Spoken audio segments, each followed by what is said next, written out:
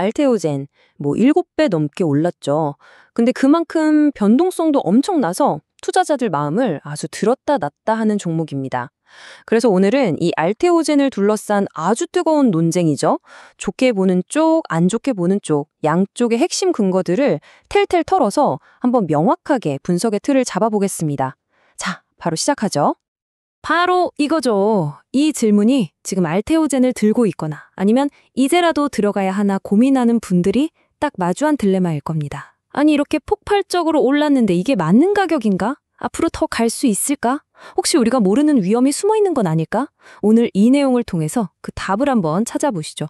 여러분의 투자 판단에 뭐랄까 든든한 나침반이 되어드릴게요. 자, 그럼 첫 번째, 게임 체인저, 바로 키트루다 SC 계약입니다. 알테오젠의 가치를 얘기할 때 이건 빼놓을 수가 없죠. 가장 단단한 주축돌, 모든 이야기의 시작점입니다. 세계 판매 1위 약, 머크의 키트루다와 맺은 이 독점 파트너십이 도대체 왜 그렇게 중요한지 지금부터 살펴보겠습니다. SC, 피아주사, 이게 대단한 건가 싶으실 수도 있는데 이게 정말 혁신적인 겁니다. 한번 생각해 보세요. 기존의 정맥주사, IV라고 하죠. 이건 병원에 가서 몇 시간 동안 꼼짝없이 링거를 맞고 있어야 했어요. 근데 피아주사는요? 그냥 주사기 하나로 뱃살 같은 데 꾹 찌르면 끝입니다. 이게 단순히 편하다 수준을 넘어서는 거예요.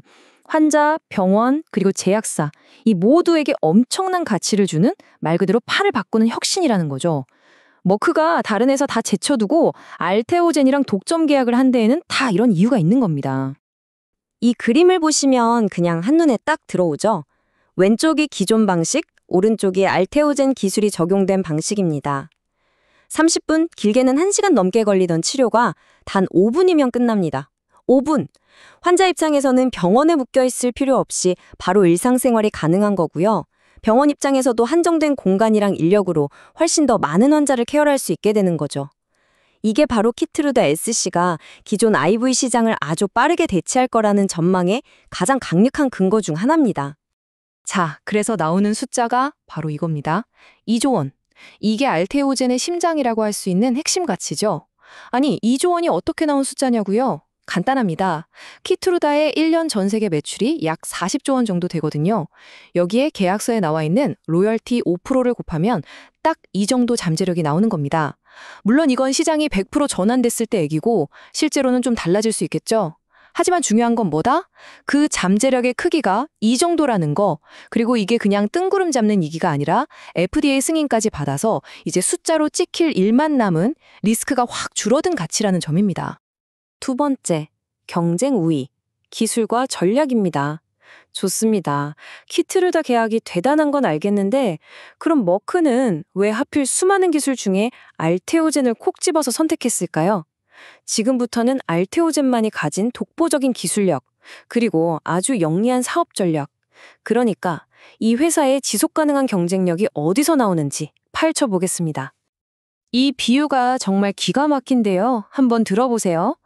경쟁사인 할로자임의 기술은 말하자면 순종 말티즈 같은 거예요. 자연에 원래 있던 효소를 그대로 가져다 쓴 거죠. 근데 알테오젠의 기술은요? 이건 말티프입니다. 여러 효소의 장점만 쏙쏙 꼽아서 조합해 만든 세상에 없던 새로운 효소인 거죠. 덕분에 어땠을까요? 당연히 생산효율도 좋고 안정성도 높고 우리 몸에 들어왔을 때 거부 반응도 적고 상업적으로 훨씬 더 뛰어난 기술을 갖게 된 겁니다. 기술력도 기술력이지만 사업 전략은 더 영리합니다. 자, 화면을 한번 보시죠. 왼쪽이 할로자임, 오른쪽이 알테오젠 방식인데요. 할로자임은 타겟 독점이라는 방식을 썼어요. 이게 뭐냐면 PD-1이라는 약물 타겟으로 한번 계약을 딱 해버리면 다른 어떤 회사도 PD-1 계열 약물에는 할로자임 기술을 못 쓰게 막아버리는 거예요. 자기들하고만 하라는 거죠.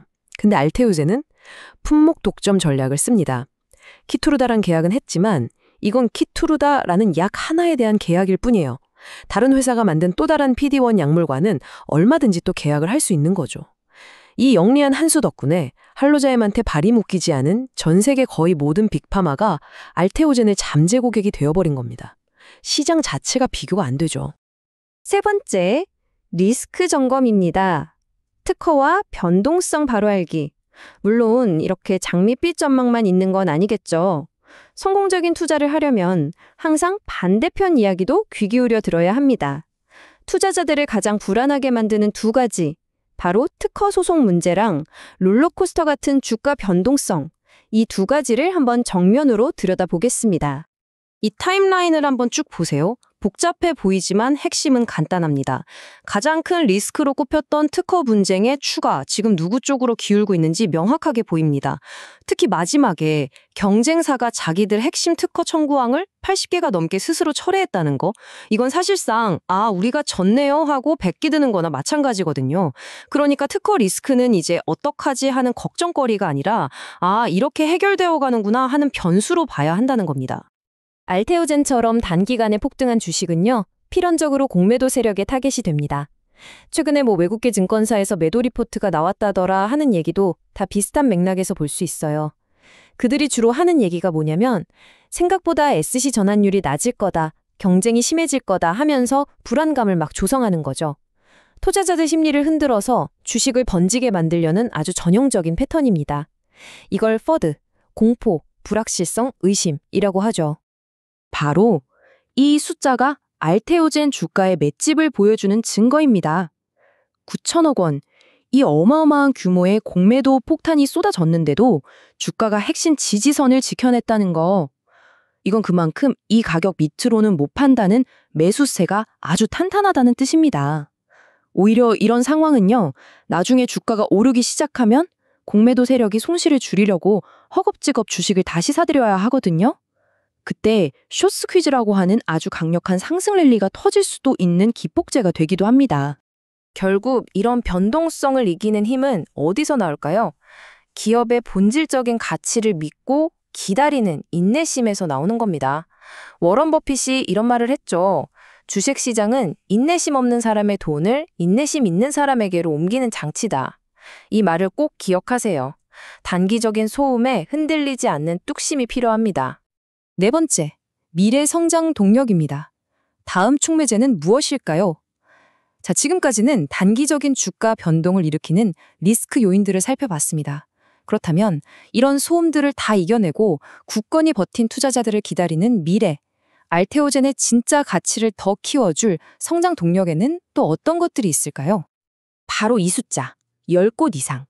이게 바로 알테오젠의 미래를 보여주는 단서입니다.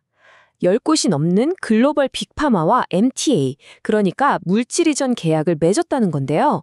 이 MTA라는 게 제약업계에서는 굉장히 의미 있는 신호예요. 그냥 니네 기술 관심 있어 정도가 아니라 우리 회사 핵심 약물이랑 니네 기술이랑 잘 맞는지 한번 테스트해보자 하고 실제로 회사 내부 자원을 투입하기 시작했다는 뜻이거든요. 이 중에서 과연 몇 군데랑 추가 계약이 터질까요? 키트루다는 정말 시작에 불과할 수 있다는 걸 보여주는 거죠. 그리고 또 하나의 거대한 기회가 오고 있습니다. 바로 특허 만료 슈퍼사이클입니다. 앞으로 몇 년 동안 지금 우리가 이름만 대면 알만한 블록버스터 약들의 특허가 줄줄이 끝나요. 그럼 제약사들은 발등에 불이 떨어지죠. 어떻게든 제품 수명을 연장해야 하니까요.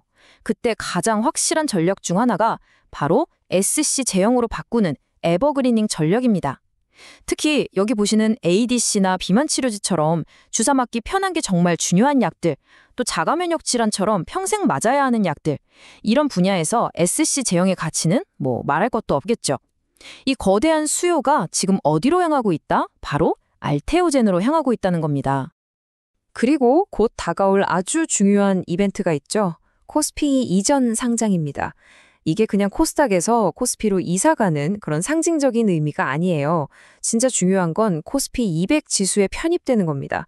여기에 들어가면요, 이 지수를 그대로 따라 사는 수십, 수백조 원을 굴리는 국내외 패시브 펀드들이 알테오젠 주식을 좋든 싫든 기계적으로 사야만 해요. 이건 회사가 일을 잘하고 못하고를 떠나서 아주 강력하고 꾸준한 매수세를 만들어주는 수급 개선 요인이 되는 겁니다. 자, 마지막으로 투자자를 위한 최종 체크리스트입니다. 지금까지 우리가 나눈 모든 분석을 여러분이 실제 투자에 써먹을 수 있는 명확한 체크리스트로 정리해 드릴게요. 이 항목들만 꾸준히 따라가면서 확인하셔도 성공적인 투자의 길에 훨씬 더 가까워질 수 있을 겁니다. 자, 이 5가지 꼭 기억해 두세요. 첫째, 뭐니 해도 가장 중요한 키트루다 SC의 실제 성적표입니다. 분기마다 머크가 발표하는 시장 침투율, 그리고 그에 따라서 알테오젠 재무제표에 실제로 찍히는 로열티 수익이 시장이 기대를 채워주는지 아니면 뛰어넘는지 이거 반드시 확인해야 합니다. 둘째, 파이프라인. ADC를 포함해서 추가 기술 이전 계약 소식이 들려오는지, 키트루다를 이을 제2, 제3의 성장 동력이 보이는지 계속 추적해야 하고요. 셋째, 코스피 이전 상장 스케줄과 지수 편입 관련 뉴스, 그리고 그로 인한 패시브 자금 유입 효과를 잘 따져봐야 합니다.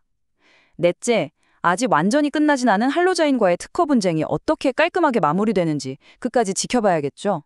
그리고 마지막 다섯 번째, 이 모든 과정에서 어쩔 수 없이 나타날 주가 변동성. 여기에 내가 어떻게 대응할 건지 나만의 투자 전략을 반드시 세워두셔야 합니다. 결국 정리해보면 알테오젠은 기술력을 시장에서 증명했고 눈앞에 아주 확실한 과실도 놓여 있습니다. 그럼 이제 남은 가장 큰 과제는 뭘까요? 아마도 이 엄청난 잠재력을 어떻게 차질 없이 현실의 숫자로 바꿔나가느냐. 바로 그 실행 능력일 겁니다. 시장의 뜨거운 기대를 냉철한 현실로 만들어가는 그 과정을 지켜보는 것. 이게 앞으로 알테오젠 투자의 가장 중요한 관전 포인트가 아닐까 싶네요. 오늘 내용이 여러분의 성공적인 투자 여정에 조금이나마 도움이 되었기를 바랍니다.